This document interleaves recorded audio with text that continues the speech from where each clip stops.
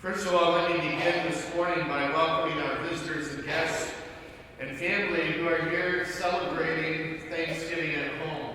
It's good to see so many new and different faces, and I hope that the time that you spent here at home has been a blessed one. Secondly, Thanksgiving is a time, we know, of course, to be grateful. We should be especially grateful for all who minister at Mass week in and week out here at our parish. I'd like to take some time just to have those who minister to stand so that we can acknowledge you. So if you are an usher, please stand. If they are not obedient, that's for sure. If you are a greeter, stand please. And stay standing, guys. If you are a Mass server, please stand. If you are a Eucharistic minister, please stand. If you're a Mass coordinator, please stand. If you're part of art and environment decorating the church, please stand. If you're a music minister, please stand. Look at how many people, week in and week out, help to make St. Gwendolyn work. Let's show our thankfulness for them.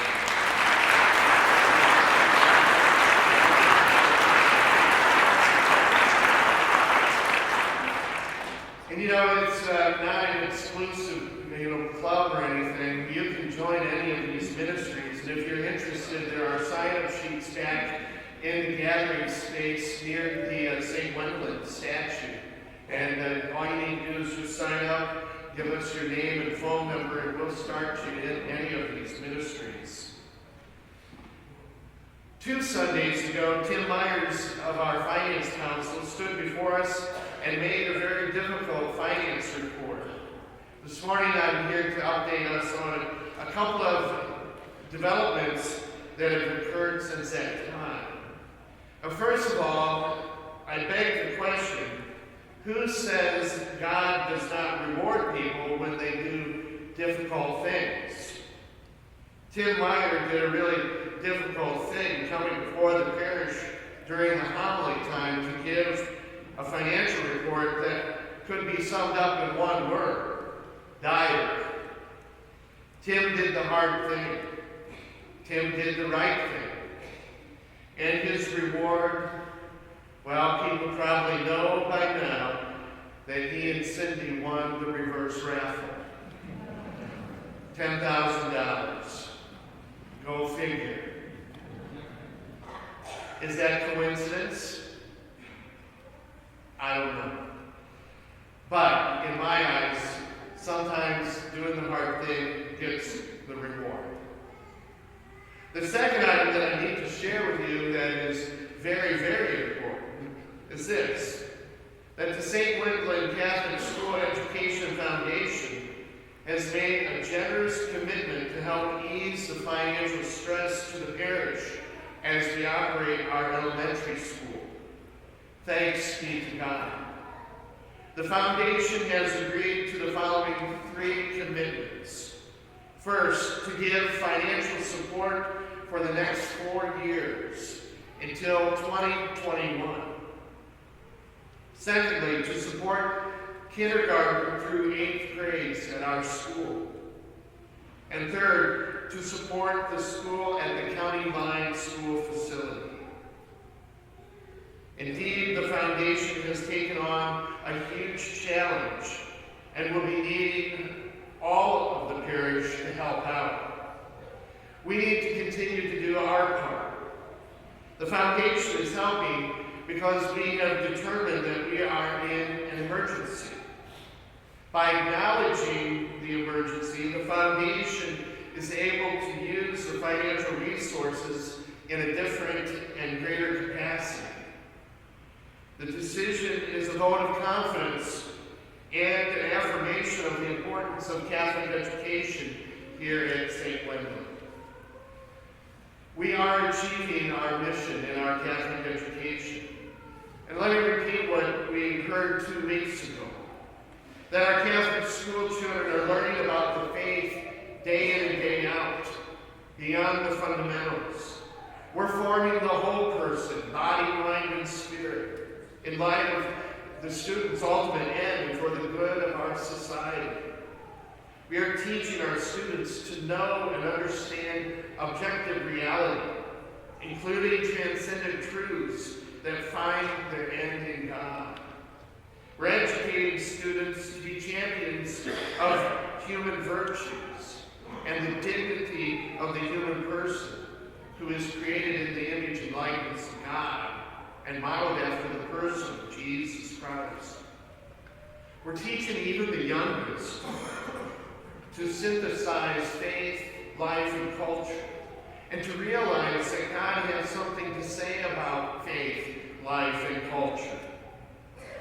We're teaching a Catholic worldview that draws students deeper into the life of God and the church. We believe that strong adult faith begins in the formative years of elementary school. It all starts in the Catholic elementary school.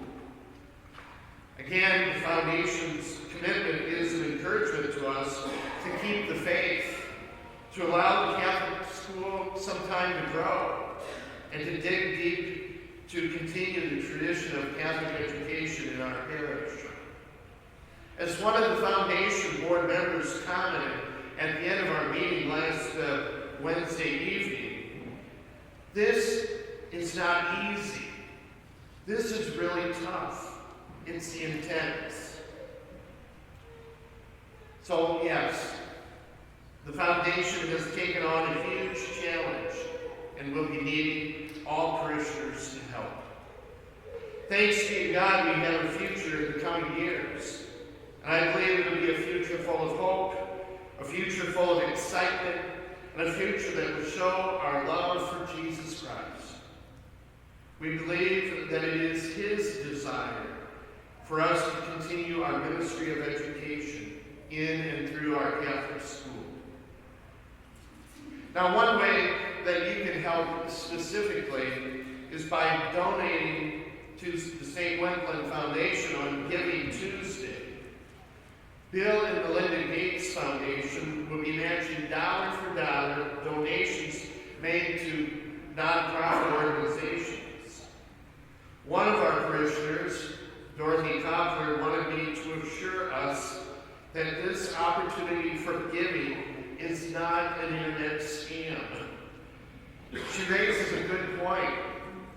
Many of us who are a bit older might be a little bit weary of giving donations online or any kind of transaction on the web. It can be scary. And yet this is a bona fide opportunity for us to receive matching funds up to $50,000. The donation process works through our parish Facebook page. Find the Facebook page on Tuesday, look for the donate button, and use your credit card to make your donation. Again, it's not a scam.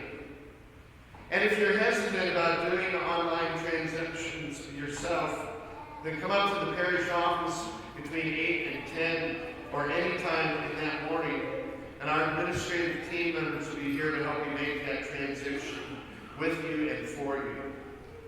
And so I want to say thank you to Dorothy for insisting that I assure everyone of this real opportunity for free money. Now finally, let me just comment on our scriptures. When I was a kid, we used to have a big, beautiful, large color copy of nursery rhymes and fairy tales. I don't know if you had a copy in your family, but it was one of our treasured books. And I'm thinking about 2 or 3 nursery rhymes that I remember from my childhood that came from that book. The first one went like this. Mary had a little lamb, its fleece was white as snow, and everywhere that Mary went, the lamb was sure to go. You remember that one? And as we know, the other verses that follow say that the lamb went to school one day, the teacher didn't like it, etc., etc.